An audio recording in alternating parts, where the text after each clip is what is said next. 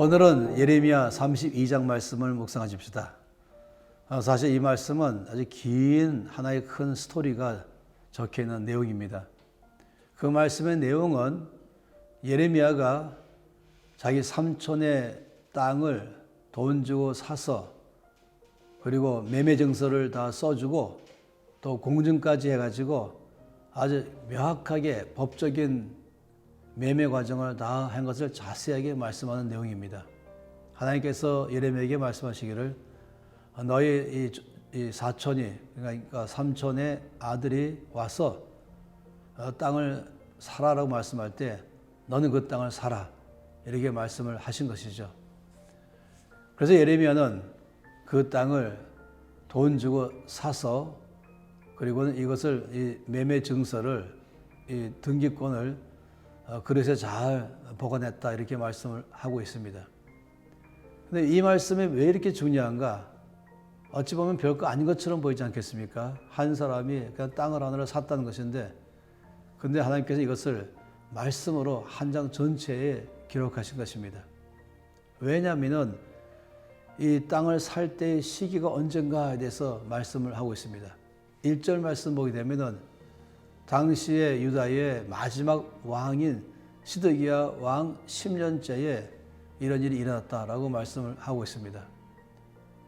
예레미야는 잘 알고 있어요. 또 여러 차례 이미 예언을 했죠. 곧 나라가 망할 것입니다. 바벨론에 의해서 망할 것입니다. 예루살렘은 함락될 것입니다. 다 포로로 잡혀갈 것입니다. 이것을 여러 차례 하나님께서 예레미야를 통해서 말씀하겠던 것이죠. 그리고 실제로 예루살렘의 멸망은 시드기야 왕 11년째에 일어났습니다. 그러니까 지금 이 예레미야가 땅을 사는 그때로 말하면 1년 후에 이 나라가 망한 것입니다. 그럼 내년도에 나라가 망하는 걸 알고 있는 사람이라면 어떻게 해야 되겠습니까? 있는 땅까지 빨리 팔아서 현금으로 만들어서 그래서 멀리 포로가 있을 때라도 좀 잘 살아야지 하는 것 아니겠습니까? 저는 홍콩에서 아주 오래전부터 여러 차례 가서 짧게 많이 살았습니다. 근데 여러분 아시죠? 홍콩이 1997년도에 이제 영국의 통치 아래 있다가 드디어 중국으로 반환됐습니다. 영국이 99년 동안 이 홍콩을 사용하기로 이전에 계약한 것이 이제 만료가 된 것입니다. 홍콩은 영국이 그 땅을 사용하면서 아시아의 면세점으로 사용하면서 엄청난 돈을 홍콩 통해서 벌어들였습니다. 거기에는 아주 으리으리하고 멋있는 건물들, 집들이 엄청 많이 있습니다. 그리고 이 전 세계 가운데서 GNP가 가장 높은 곳 중에 하나가 홍콩이었습니다. 그만큼 경제가 활성화되어 있고 또 부자들이 많았죠.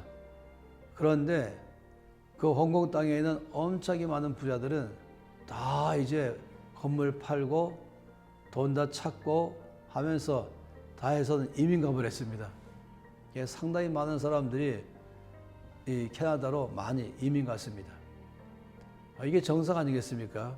많은 경우의 사람들은 이제 나라가 망한다, 어려워진다 이렇게 된다면 자연적으로 어떻게 하면 빨리 재산을 처분해가지고 이제 이 나라를 뜰 것인가 뭐 이런 마음들을 많이 갖지 않겠습니까? 그런데 예레미야는 정반대로 행동했다는 것이에요. 내년이면 나라가 망하는데 그런데 예레미야는 제 말씀대로 돈 주고 삼촌의 땅을 사서 매매 증서를 잘 보관한 것입니다. 왜냐하면 하나님 예레미야 통해 말씀하시기를 바벨론 포로로 잡혀가지만 그러나 70년간만 포로 생활이다. 그러니까 70년 후에는 내가 반드시 이들을 다시금 이 땅 이스라엘, 이 땅 가나안, 이 땅 예루살렘으로 돌아오게 할 것이다 라고 예언했죠. 그러니 예레미야는 지금 땅을 다시 산 이유는 하나님의 약속의 말씀을 믿는 믿음의 보증서인 것입니다. 반드시 주께서 다시금 포로된 우리들을 이 땅으로 돌아오게 해서 우리 원래에 살던 땅, 원래 살던 지역에서 살게 하실 것이다 라는 이 믿음이 있기 때문에 그 믿음에 대한 표현으로 그 땅을 산 것입니다. 이것을 통해서 우리 모두 가운데 이 말씀을 통해서 말씀을 하는 것이죠. 하나님이 약속하신 것은 반드시 이룰 것이다 라고 말씀을 하는 것입니다. 우리가 바로 앞에 있는 어려운 것만 바라보지 마시고 그 내 개인의 삶에서만 아니라 나라 안에서만 아니라 때로는 나의 가정이나 나의 사업이나 아니면 국제정세까지 보더라도 많은 사람들은 지금 바로 앞에 있는 것에다가 집중하고 게다가 이제 전쟁이 일어날 것이야 라고 말하면 더 마음이 흔들리면서 거기에 따라서 사람들이 행동하기 시작하는 것입니다. 근데 우리들은 그렇지 않습니다. 하나님께서 나의 삶에, 우리 가정에, 우리 교회에, 우리 사업에, 이 도시에, 이 나라에, 이 세계 가운데서 하나님의 미래에 대한 계획은 무엇일까? 어떤 계획을 세우시고 역사하시는가? 이것에 대해서 늘 관심을 가지고 그 주의 음성에 귀를 기울이는 게 필요합니다. 주의 음성에 귀를 기울이고 듣고자 한다면 아시죠? 반드시 주께서 말씀하셔서 알아듣게 하실 것입니다. 우리는 언제든지 현재 일어나고 있는 상황, 곧 앞에 있을 상황에 반응하지 말고 항상 하나님의 말씀에 약속을 붙들고 그 말씀 붙드는 삶의 계획을 세우고 거기에 따라서 우리 삶이 움직이든지 멈추든지 일을 하든지 새로운 시작하든지 이런 삶을 살 필요가 있습니다. 평생 우리는 그런 삶으로 살아가야 되겠습니다.